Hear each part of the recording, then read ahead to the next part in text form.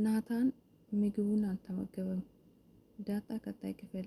ጤና ይስጥልን ውድ የተከበራችሁ፣ በባለፈው ክፍል ላይ ለናታን ሰራተኛው በኤቢ ትዕዛዝ ምግቡን ክፍሉ ድረስ እንድትወስድለት ታዛ ነበር። እሱ ምንድነው መስተፋቅር ወይንም ናታን እንዲወደኝ ብላ ያስመጣችውን መድኃኒት ጨምራበት ለናታን ክፍሉ ድረስ እንድትወስድላት አድርጋለች። ሰራተኛዋ ግን ደስ የምትል ኤቢ እንደላከቻት በስተመጨረሻም ቢሆን ለናታ አሳውቃለች። ዳጣ ብልጥናት፣ ነቄናት። ከዚህ በፊት ይሄን ነገር እንዳሰበችና አርጁን አምጣልኝ ብላኛለች ብሎ እንደነገራት ለናታን ነግራ ነበር። ታዲያ ናታን ከዚህ በፊትም አረቄ አጠጥታ እንደነበረ ያውቃል። እንዲሁም መስተፋቅር ልታሰራበት እንደሆነ በዳጣ በኩል አውቋል።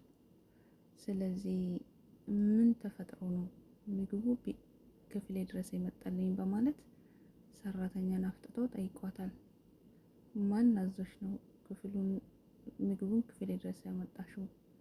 ምክንያቱም እስከ ዛሬ ድረስ እዛ መጥቼ ነው የምበላ፣ አሁንም ውሰጂ እዛ መጥቼ እበላለሁ ስትል ስላት፣ አይ እዚህ መብላት አለብህ።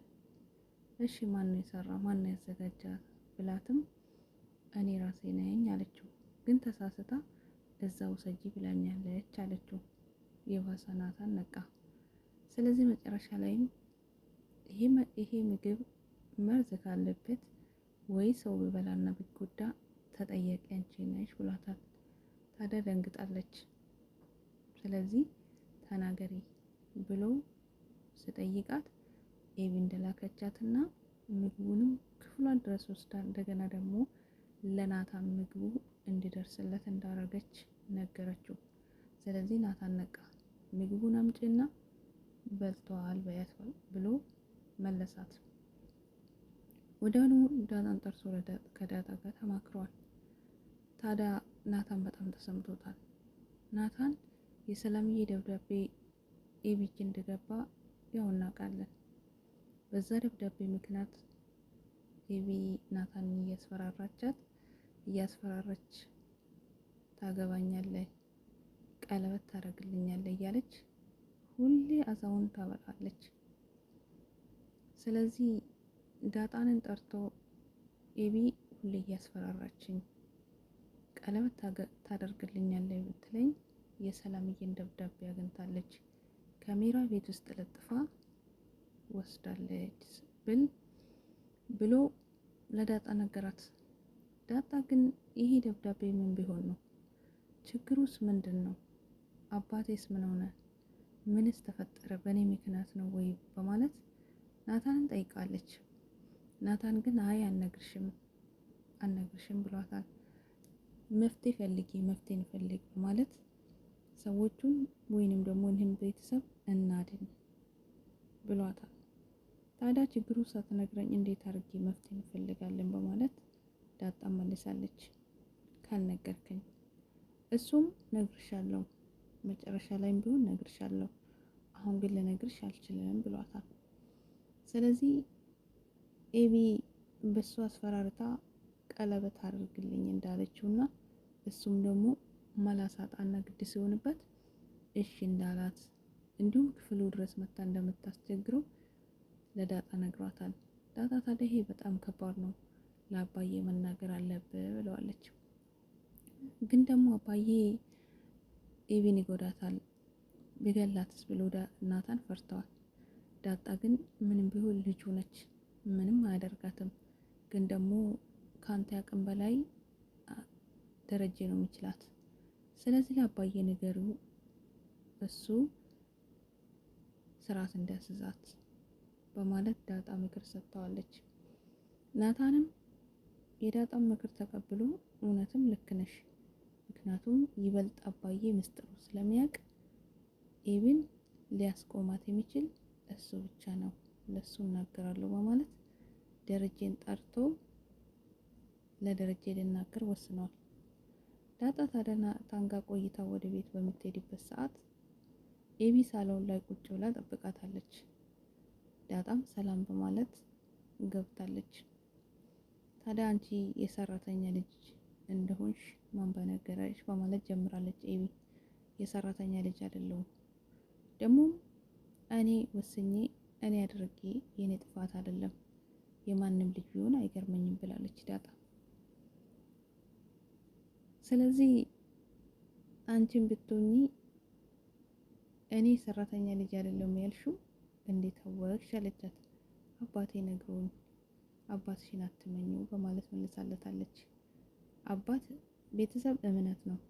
አንቺም እማዬና አባዬ ያሉሽን ሰምተሽ ወይን አዳምጠሽ እነሱ እናትና አባትሽ እንደሆነ ያወቅሽ፣ ስለዚህ እኔም እንደዛ ብላለች ዳጣ። ኤቢ ግን ነገር በልታ ናት፣ በጣም አብስታለች ኤቢ። አይገርምም? ኃይለኛ ናት ግን እውነትም ያለችውን ነገር ሳታገኝ ወደ ኋላ አትመለስም። ታዲያ እንደዚህ ሲከራከሩ ደረጀ በስተመጨረሻም ከውሃ ጋር መንገድ ላይ ቆይቶ ወደ ቤቱ ገብቷል። ደረጀ አሁንም ግራ ገብቶታል። አንተ ቤት ደስታዬን እንዳልተደሰትኩብህ አሁን ደግሞ መቃብር ሆነብኛል በማለት ቤቱን እየተመለከተ በጣም አዘኔታውን እየገለጸ ነው። ነገር ግን ደረጀ ተናግሮ ቢገለገል መልካም ነበር። እንደምንም ቢናገር ቢያንስ የዳጣን ብቻ ቢያሳውቅ ጥሩ ነበር። እናም ታዲያ ኤቢ ዳጣን አንቃ ልትመታው ስትሞክር ደረጀ መጥቶባቸዋል። ታዲያ ዳጣ ጎበዝ አይደለች፣ አታለለችው፣ እያቀፈች ነው በማለት ናታንም ደረጀን ቀጥሮ ጠርቶ ኤቢ ደብዳቤውን እንደወሰደችና ካሜራ ቤት ውስጥ አስቀምጣ ደብዳቤን እጇ እንደገባ የዳጣ እናት ሰላም እንደሆነችም ኤቢ ደርሳበታለች በማለት ናታን ለደረጀ ነግሮታል። ደረጀም ደንግጦ ሌላስ ምን አውቃለች በማለት ሲጠይቀው አይ ግማሹን ደርሼ ተቀብያታለሁ፣ እሷ አየችው ዳጣ የሰላም ልጅ መሆኑን ነው፣ አባቷ ማን እንደሆነ አላወቀችም በማለት ነግሮታል። ደረጀ ደንግጧል።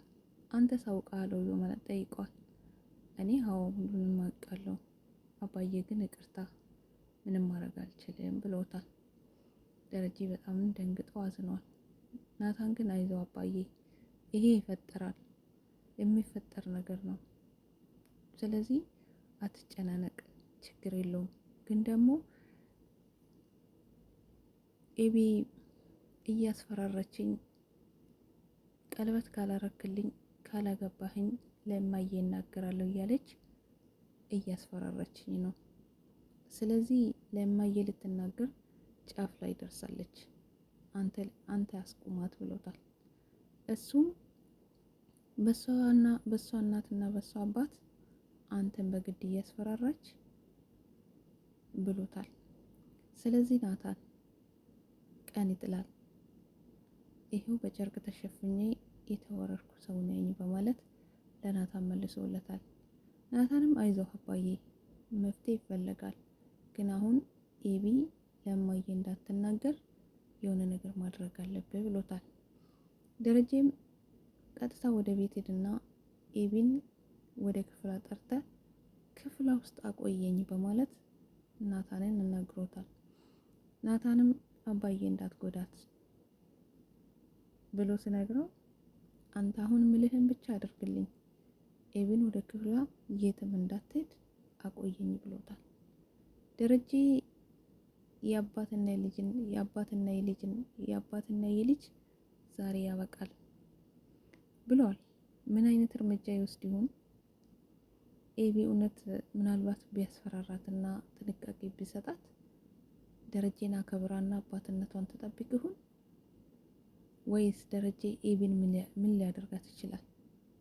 ኤቢ መቼም ደረጀ ቢያስፈራራትም ቢቆጣትም ቢቆነጥጣትም ኤቢ አታርፍም፣ ከመናገር ወደ ኋላ አትልም። እንዴት አድርጎ ዝም ያስብላታል? ነገር ግን ናታን ጥሩ ስራ ሰርቷል። ብቻውን ከምንጨነቅ ወይንም ደግሞ ኤቢን ሊመልሳት አይችልም። ስለዚህ ለደረጀ ተናግሮ ደረጀ ምስጢሩን ስለሚያውቅ አባቱ ከሰማ ኤቢ እንዳትናገር ማድረግ ይችላል። ምንም ቢሆን አባት ስለሆነ። ውድ ቤተሰቦቼ ኤቢ ምን ትሆናለች? ደረጀ እንዴት ዝም ያስብላታል? ምን ይፈጠር ይሁን? ቀጣይ ላይ አብረን የምናይ ይሆናል። መልካም ቆይታ ይሁንላችሁ። ማርትዬ ግን አሳዝናኛለች። አታውቅም እኮ ይሄን ሁላ ጉዷ።